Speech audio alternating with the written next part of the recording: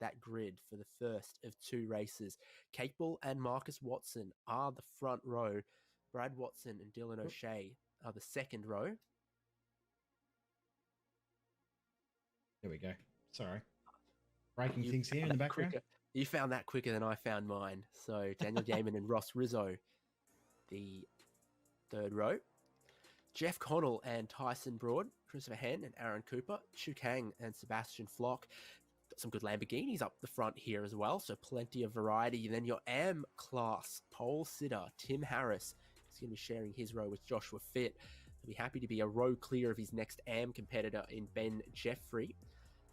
And then Matthew Johnson there. Adam Funslow and Alex Court are row 9 in their Porsche and Mercedes-Benz, and things get a little more mixed between the Pro and the AM competitors here with Daniel Webster and Dean O'Brien, Brandon Grock and Glenn Riddle, Graham Smith and Dale Carpenter, who's very competitive in the BMW in some previous seasons, so don't be surprised if you see him moving forward from row 12 there. And then Jeffrey Wang, Ben Faulkner, Adam Jepson, Luke Fitt, Tony Baker, Stephen Tonkin, and it is a stacked field because it just keeps going with Derek Audie and Jordan Ferguson. Got qualifying times out of Hayden Veld and Gustavo Cirillo, Brandon Levin, Richard Brookfields. Just 1 or 2 more. Timothy Audie, Jai Potts, Phil Audie, Sam Lehman, Liam Caplice, Kurt Woodward. And wow, it does just keep going. It's Brady Buchanan and Tom Wilkinson. A huge field, isn't it? It's great to see how many drivers we've got coming in for this series once again. Great to see everyone back for another season. Going to be very, very entertaining once more. So race 1, they're just about to get rolling on that formation lap. 10 minutes, so it should be no pit stops. It should just be an out-and-out sprint, and then it will set the grid for the 40-minute feature, with the exception of an top 10 invert, which ignores the class structure. So it is always a good thing if you can be an AM driver inside of the top 10. Just waiting on the green flag. Barney waves it, and away they will roll, and that is a good launch from the inside of the front row of Lachlan Capel, but they are so stacked up behind here as they head in towards turn number 1. Still too wide as they work their way through the uphill sweeper. Capel, the only one with any elbow room there, followed by Marcus Watson, and then into turn 3 you just expect a bit of carnage. 2 to 3 wide. So far so good. We saw in pass 2 that it's no guarantee of future performance. Lachlan Capel Liam Caplice has brought his car into the pits on the start of this lap, so I'm not sure what's going on there, but yeah, we've made it through pretty much clean. Stop. Don't try. It's on for the lead regardless, though. Marcus Watson wants that back, dives down the inside there, but it's a good run off the corner from Capel. He's under a lot of pressure, though, from behind with Brad Watson, Dylan O'Shea, etc. They all going to slipstream. Spear down the back straight. Which way does Watson take the snake? Capel's almost bump drafting him along here, but is then just going to think about down the inside. Watson's got it covered as they come into 10A and 10B. Move on in the background there is Connell and on Ross Rizzo. We've seen Dan O'Brien, Daniel Webster through on him. Now. There it is. They straighten themselves out somehow, some way. But there's a dented panel or 2 and definitely plenty of smoke in the air in that section. Oh! How do these not end in giant shunts every time? It's Luke Fitt. It's 4 into turn 1 in front, and that is going to produce the inevitable result. That's Dean O'Brien off in the weeds.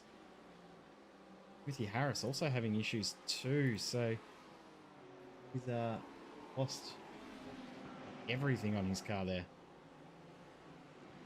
Yeah, that's rough, and you could have cut through a tree with the sawtooth on the rear wing of the Porsche as well. Started with that check-up in turn 10A and 10B, and then it led to someone making a decision that 4 wide was going to work into turn 1. It didn't. I mean, that surprises nobody that it didn't work. Yep. So up front, Marcus Watson with that lead from Capel. His brother Brad Watson, Dylan O'Shea and Jeff Connell. Ross Rizzo back into 6th. Now this, unrelated, the Porsche does yo-yo Porsche things. And that was Dean O'Brien. What happened? Was Harris involved in that 4 wide?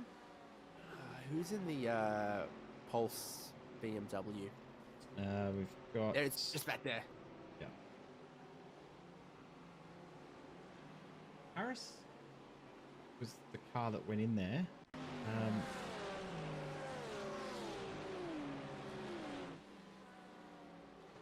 Here we go. That's Sam Lehman, is it? In there, or John Merritt, maybe? No.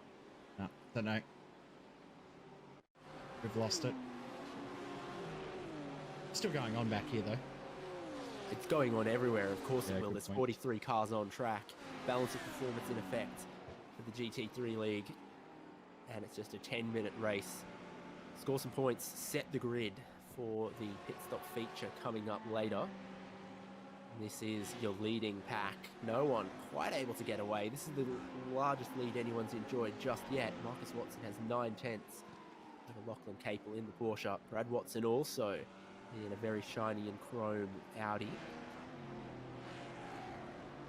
Maximising all of the road and the angle through turn 1 on the entry through it and on the exit. Sunset reflects beautifully the great range of well-presented cars that we got on the grid.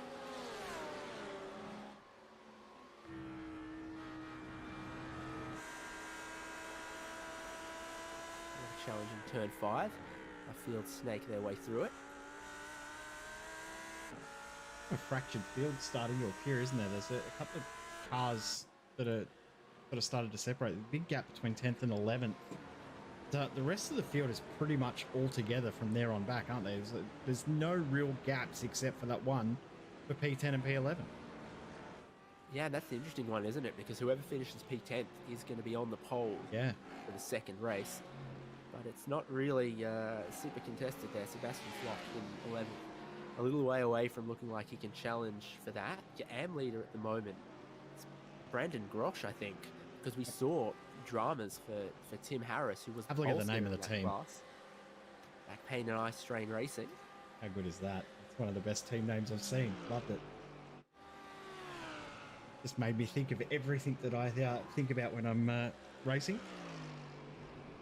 Or when you're trying to, load the groceries out of the back of the car. Get out of bed. Oh, side by side through turn 3, so difficult. You can't even see the apex, and somehow it stays clean. He should not have made that look as easy as he did there, Dylan O'Shea. That's not an easy move to do at all, but he's made it look like absolutely simple. And here comes Jeff Connell now looking to make a move. Yep, Connell is sniffing around. Connell's gotten back in front of Rizzo as well. You get just a little bit of spread up front here from Watson to Capel. Then it's all on over third place, isn't it? So Shea slid across the apex and into third. Brad Watson wants it back. I smell that. The Audi's going to get the inside line at the bottom of the hill.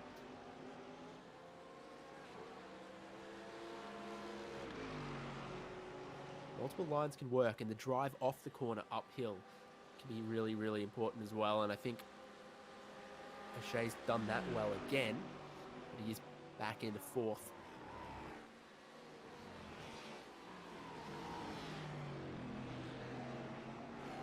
That gap that we were talking about between 10th and 11th too was 2.5 seconds. It's now down to 1.5. So Block is coming. Has he got enough time left on the clock? Probably. It's still 3 laps in the race, so he could get there up to 10th to get that inverse pole. Absolutely could. Sebastian Flock in the Lamborghini.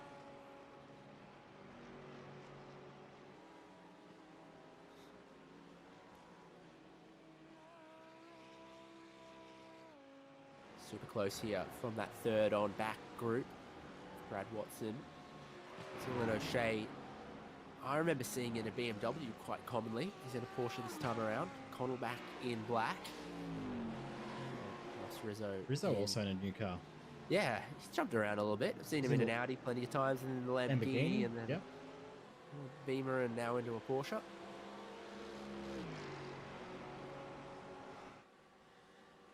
Shows that drivers are doing a lot of testing to try and work out what suits their style, considering the iRacing balance of performance changes every iRacing season. Lots of thinking goes into which car they're going to pick, because remember, they're locked in for pretty much the season. They can change once, but whatever they did in pre-qualifying, they're locked into for the season pretty much. Oh no, Rizzo around and he's been hit and he's facing the wrong way on the exit of turn 1. The Porsche's had a moment in turn number 1 and it's actually hindered some of the other drivers as well. So Capel's second, Watson third, but I think Dylan O'Shea might have lost out here as well. So Rizzo on his own, rear just goes. Look at that, boop. From Yeaman, was it? Yeaman, yeah. That was the second car through. There was Tyson Broad just in behind him. So Rizzo drops down to 18th position. As we were saying before, not going to take much for that reverse grid pole to change with that top 10 as tightly contested as it was. Well, now Sebastian Flock finds himself in prime position for a reverse grid pole. And there'll be one to go when they cross the line. Yeah, play some Jaws music if you want. He's hunting down on this group. They're battling amongst each other. Particularly Joshua Fit. Oh! That's Tyson Broad around. Broad. It's such an awkward place. Oh my goodness, they avoid him somehow. Guys coming behind did a great job to slow up just enough to not make contact. Oh, it's all on in multiple places around the circuit here on the final lap. This is now for 10th. Oh, Fitz around. Wow. There's Johnson. Oh, Johnson as well. And he's just lost 10th position. He's back to 11th. Alex Court now holds 10th. Yeah, he does. Everywhere you look, it's like this. Court in the 44 with the 10th place will be pole position. Christopher Henn and Matthew Johnson. Oh, 3, 4 cars. And what was your leader, Brendan Grosh, is around here as well. Yeah. So it's shook up big time on the final lap. The only place you're safe is if you're out front as Marcus Watson. Capel and Brad Watson looking like they could complete the podium here as you got O'Shea and Connell on your screen. For the first race of the new season, it's absolutely going to be Marcus Watson in the Audi. Great qualifying, gets the win, and the pole position. But it's going to put him back to 10th for the upcoming race, but he has been unstoppable so far. Stellar performance from Watson. Both Watsons P1, P3. Lachlan Capel splitting them, but going to be lots discussed after this one. And remember, this is only the prelude for the